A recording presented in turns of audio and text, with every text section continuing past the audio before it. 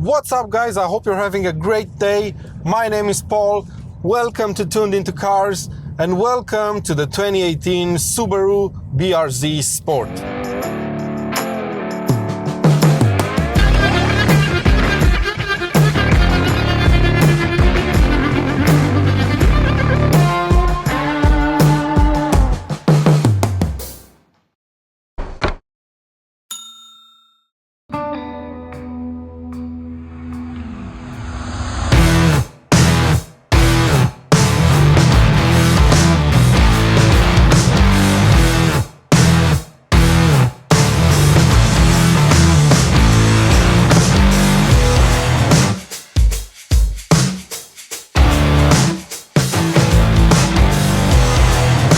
Today I want to introduce a more structured way of reviewing cars. And that means that we're going to start with a bit of history about the car I'm driving to better understand its place in the manufacturer's lineup. Then we're going to do a quick walk around of the car and its specs. And finally we're going to take it out on the road to see how it drives. And then I'm going to end the video by quickly summarizing this car without obviously forgetting to mention the downsides it may have. So without further ado, let's see what this car is all about.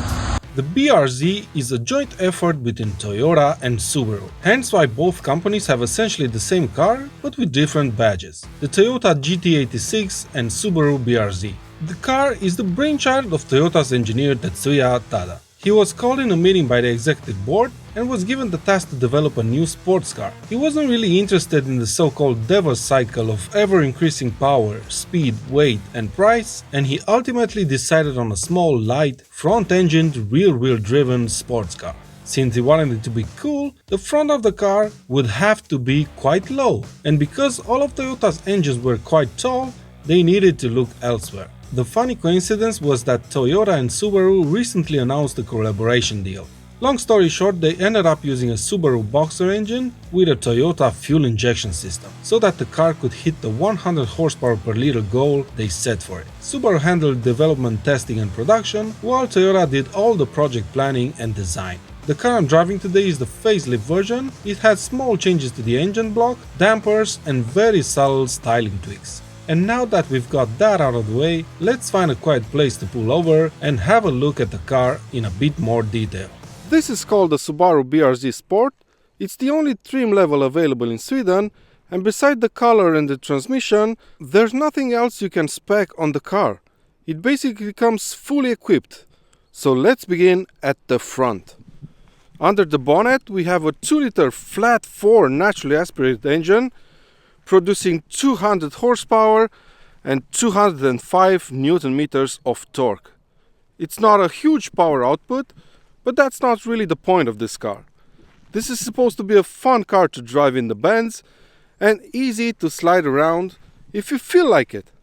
And to manage that, Subaru's engineers kept the weight as low as possible. I think this weighs around 1200 kilograms. The weight distribution is 45-55 front to back, and just look at how skinny the tires are compared to modern standards. I think this is a very pretty car, especially from this angle, and of course this being a two-door coupe, it has frameless doors. I'll always love those, never get bored of that. Let's go around to the back, where the BRZ has this very cool looking rear wing. It has twin tailpipe exhausts, which are quite big, but unfortunately they're not that loud. And another quite massive thing compared to the size of this car is the diffuser. But let's see what else. Boot space, I think I should mention that, right, since we're at the back. It's 237 liters, but that won't probably tell you much. It's pretty small actually, it's half the size of that in my M2, but because of its shape, it's quite usable and you can store a surprising amount of shopping actually. But enough of that, let's jump on the inside.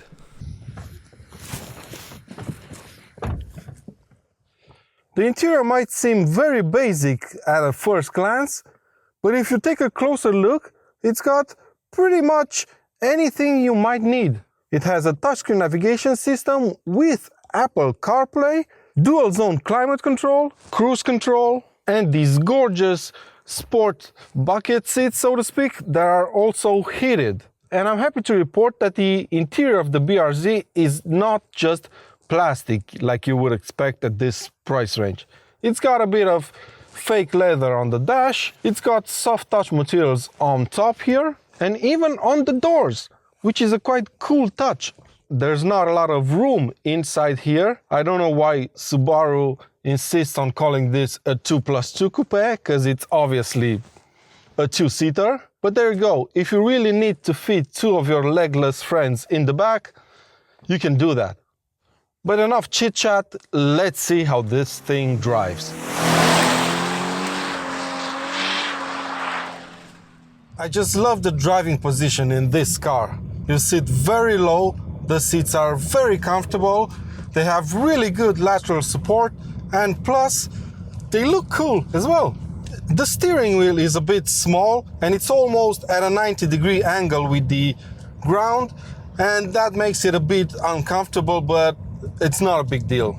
Overall, this car feels light on its feet and it basically slides about every single time you're on it.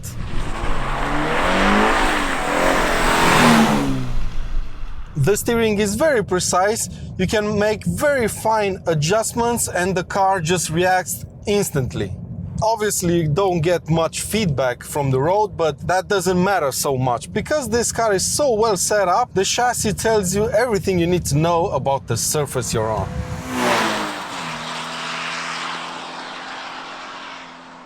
The suspension is quite comfortable around town, but mind you, I daily drive an M2, so take that into account. And because there are no driving modes in this car, the suspension remains comfortable even when you're on it on these twisty roads.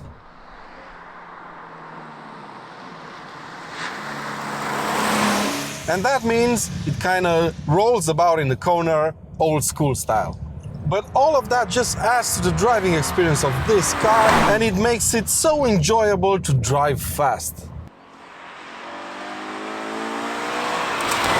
Even though the engine doesn't really offer you a lot of grunt. But it is a naturally aspirated unit, and that means that throttle response is instant. It takes off pretty well, but it doesn't have any mid-range torque. But it starts to take off again once you're above 5,000 RPM. And just listen to the way it sounds higher up in the rev range.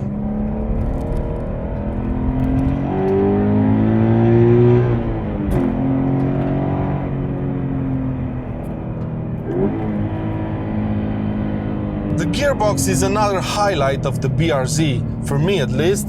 It's really good. It's got a short throw, it's got a lovely mechanical feel to it. It's very similar to the Type R actually, but is not as precise as the Honda. And because it doesn't have any rev matching feature, you actually feel that you're in control of everything. If you really want, you can have this car with a 6-speed automatic transmission, but I really wouldn't recommend it. It's slower than the manual to 100 kilometers per hour, it's more expensive because it's an optional extra, and it kind of defeats the purpose of this car, if you ask me.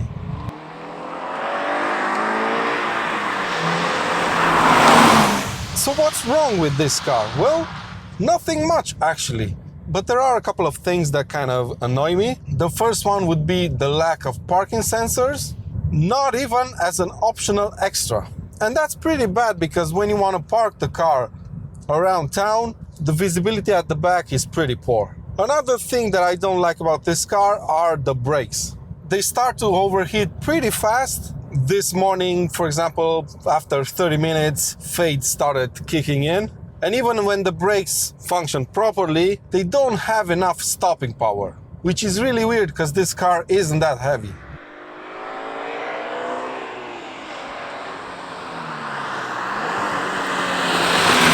So what's my take on this car? Well, I see a lot of people complaining online that manufacturers nowadays only focus on horsepower and speed, and they tend to forget about the most important part in a sports car, which is the handling part. Well, if you're one of those people, you should definitely try the Subaru BRZ.